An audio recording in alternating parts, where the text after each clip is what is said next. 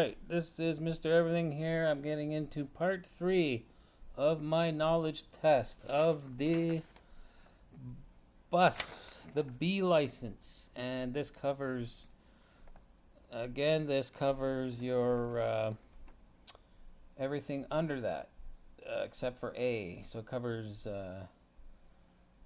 G, C, D, E, F, and B. Did I miss one? I don't know. Anyway, I'm on my 18th page of notes. I took these notes while reading the official bus handbook in Ontario. All right, so here I go. Passengers leaving and crossing should never cross diagonally. And yeah, that's a problem. Getting kids to listen, it can be difficult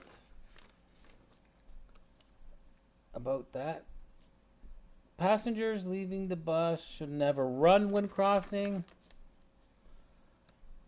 Yeah, I got nothing to say about that.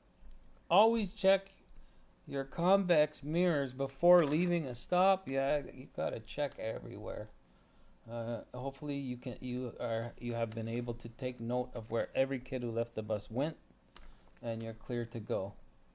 When a bus is moving, all doors must be kept locked. Must not be kept locked. It must be shut, but you don't lock the emergency door, and you don't lock the main door, and the overhead exit is not locked. Everything is in the unlocked position. No one other than the driver is allowed in the driver's seat. If you get out of your seat for a minute, or something fell out your door when you opened it, like your water bottle or something, yeah, be aware. Some kid will probably jump in your seat, and that is absolutely not allowed. So no one is allowed other than the driver in the driver's seat. One pull of that brake, if some kid jumps in the seat and releases the brake, the bus is going to move. So gotta watch that stuff. You should have no objects in the aisles or the steps at any time. The driver is never to leave the vehicle without shutting off the engine, vehicle in park, and the ignition key removed. A broken down bus must have reflecting apparatuses 30 meters or 100 feet to the front and the back of the vehicle. And always follow the empty seat rule if looking for a missing student. And you also should look under the bus before, should be part of your search. Make sure no one's under the bus. All right, here. Look at my messy writing. Mr. Podgorski really should have taught me to write better. He was going to keep me after school, but it never happened way back then. Okay. Always have a spotter when reversing. Spotter must always be in full view. If you're backing and your spotter is all of a sudden you cannot see your spotter in your mirror, you just stop and wait till your spotter is back in the mirror view. Don't assume your spotter didn't get distracted or something. So yeah, you gotta watch that. Always be in eye contact with your spotter when you are reversing. If there is no spotter available, the driver must leave the bus and check the path that you will be backing into. And also open your window and keep listening as you do your backup. Try never to back up on a school property or any stops at any zones without spotter help. Okay, at railways. Stop at least 5 meters, or that's 16.5 feet from the nearest rail.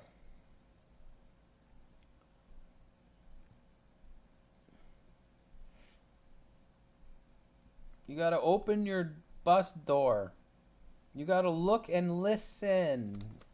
So the bus needs to be quiet. You may have to ask people to be quiet on the bus. Well, they should be anyway. Do not change gears over the tracks. And never activate your AFLs at a train, at a rail crossing.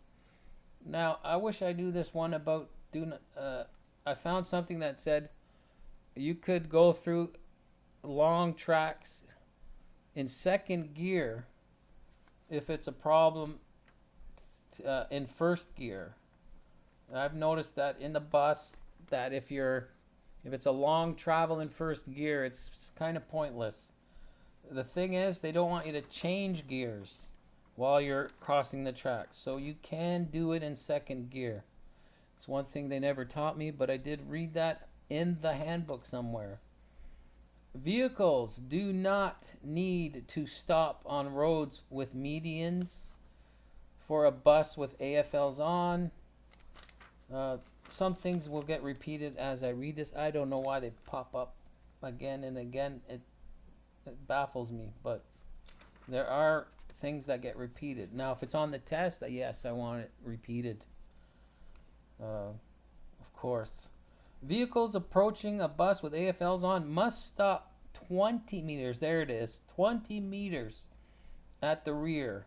I don't have the feet written down, but that's 20 meters at the rear, and a safe distance for approaching vehicles at the front. So they don't have a distance for the front, but the rear is definitely 20 meters.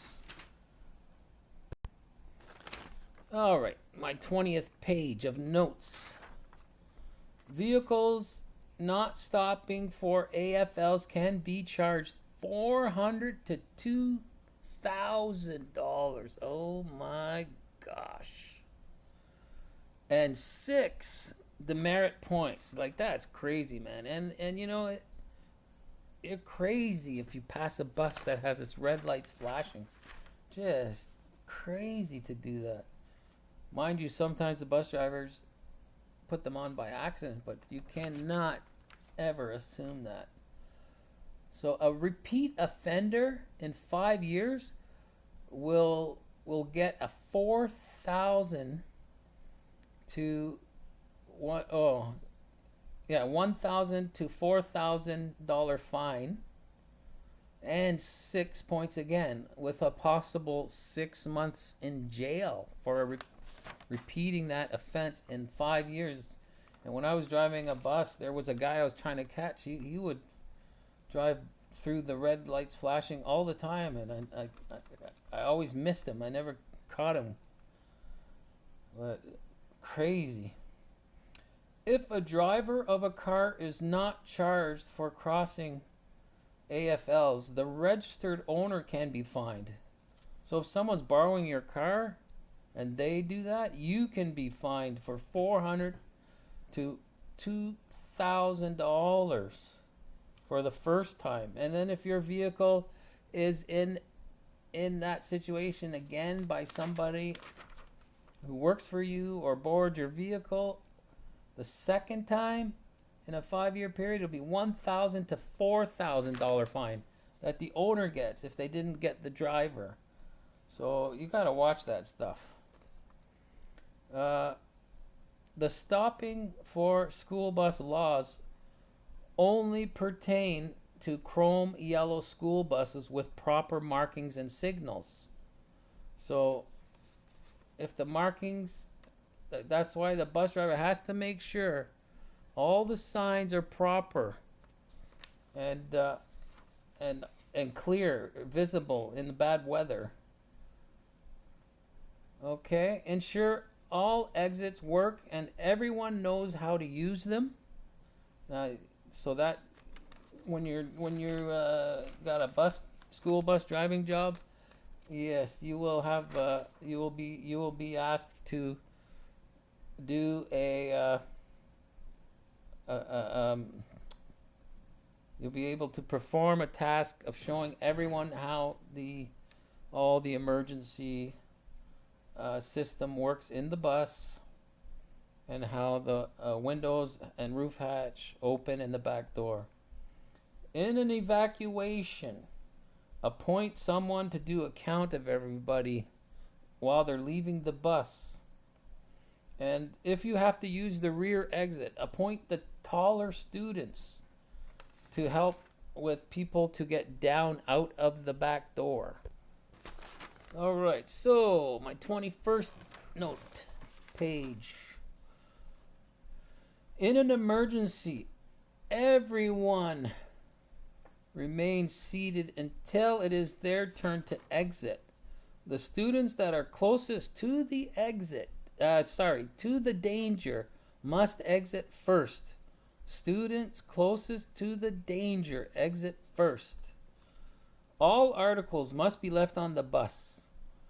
Once everyone is off the bus, driver checks to make sure that everyone is off the bus and appoints helpers to put reflectors out.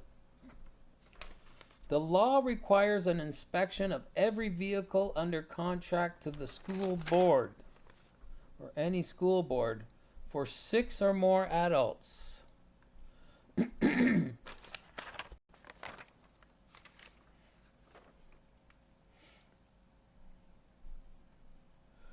So that's so 6 or more adults with a disability, 6 or more children, 6 or more persons in general. The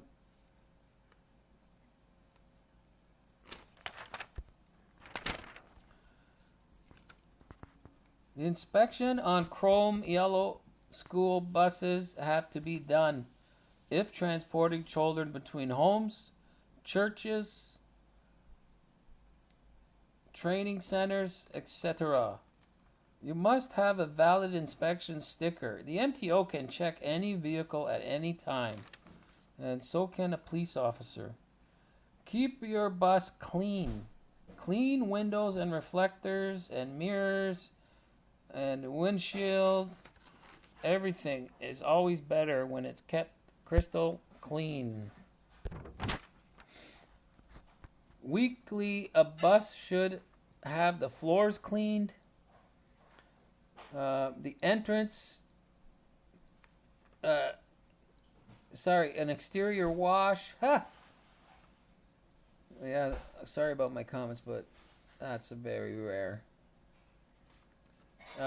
exterior wash. They should have the floors cleaned, exterior wash once a week, paint inspected, so you don't want all these scratches and peeled paint. You need to oil those hinges on the doors, and the seats need a wash down. And then avoid road crossings if possible when you're driving. That is when you're letting off people at stops. It's always better to see if you can have your route adjusted so that you're leaving students getting off to the right and they don't have to cross the road. Okay, now, and always keep in mind finding when you have to turn around safe, easy turnaround points where you don't have to back up. Now, the B road test. The B road test consists of a daily inspection test, an exterior inspection, an in-cab check, and 3, an interior check. Now, you also will have to do a backing skill test, backing up, an offset backing left or right, and an alley dock 90-degree backing.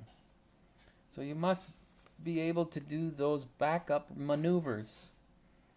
On the road test, you'll be watched for your turns, how you go into intersections, lane changes, how you drive along, expressway driving, curves, roadside stops and starts, loading and unloading passengers, and especially big one is at the rail crossing.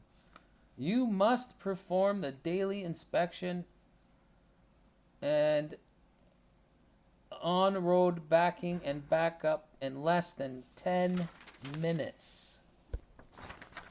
All right. If air brakes if you have air brakes, you have to do all the air brake tests: the build-up test, audible air leaks test, air loss test, the push rod stroke measurement, low air warning. And you must check your exhaust system. Any exhaust leak is a major defect. Do a visual on the whole exhaust system and pop that hood and make sure there's no exhaust leaks under the hood. You must make sure your glass and mirrors are not broken or loose or damaged, but if they are, it is a minor defect. You can still proceed, shockingly enough. Yeah, you know what else is shocking? I was reading that in the air books that if you have a small air leak, audible air leak, it's a minor defect. Crazy. Anyway, hydraulic brake system. If most buses will have the hydraulic brake system, school buses, and it's only a minor defect if it's lower than the minimum, but it's a major defect if it's less than 1/4 full. So you got to know that. Suspension you always have to keep an eye on that suspension. And if you have air suspension leak, it's actually just a minor, and you can drive. But if your air suspension bag is empty, then it's a major repair. So if it's a major, you cannot drive.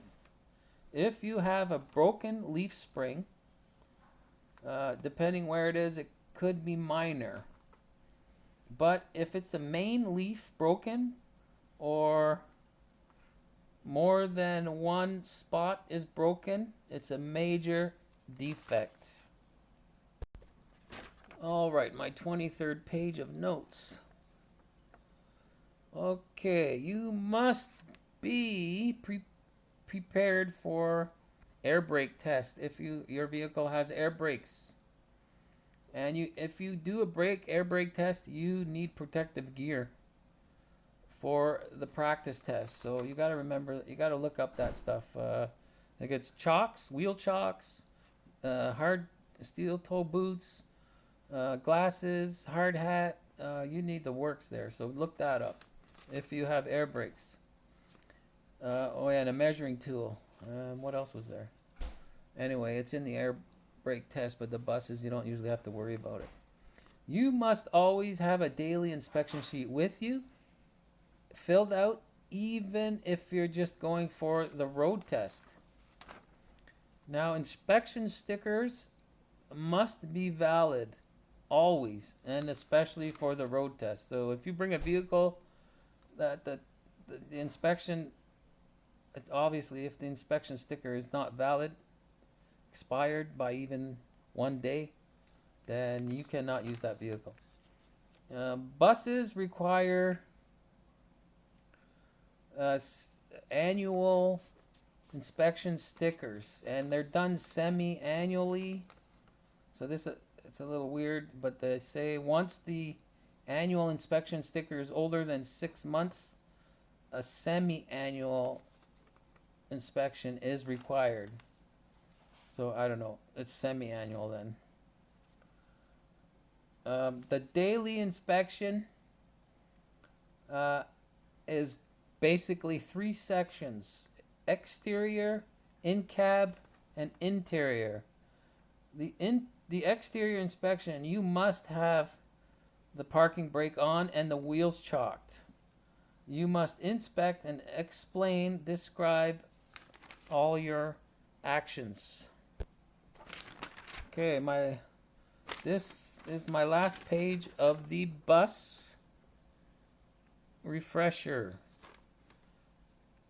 Now the bus driver must watch each student leave the bus and make sure they clear the bus area. Now, that was already mentioned, but it's worth repeating. When boarding the bus driver should not move the bus until all the students are seated. Huh. Good luck with that. Drive at least 10 kilometers below the speed limit and do not exceed the speed limit. So try not to drive under. They don't like any vehicle going 10 kilometers or more than 10 kilometers under the limit anywhere. It shouldn't be necessary. Buses can use an HOV lane, high occupancy lane, high occupancy vehicle lane. The buses can use it at any time, even if it's empty. Hey, you want to hear something funny? It also says a guy on a motorcycle, just one person, can use it too. All right, so this concludes the bus refresher study. And next, I'll have to do my D truck study refresher. Mr. Everything here, signing out.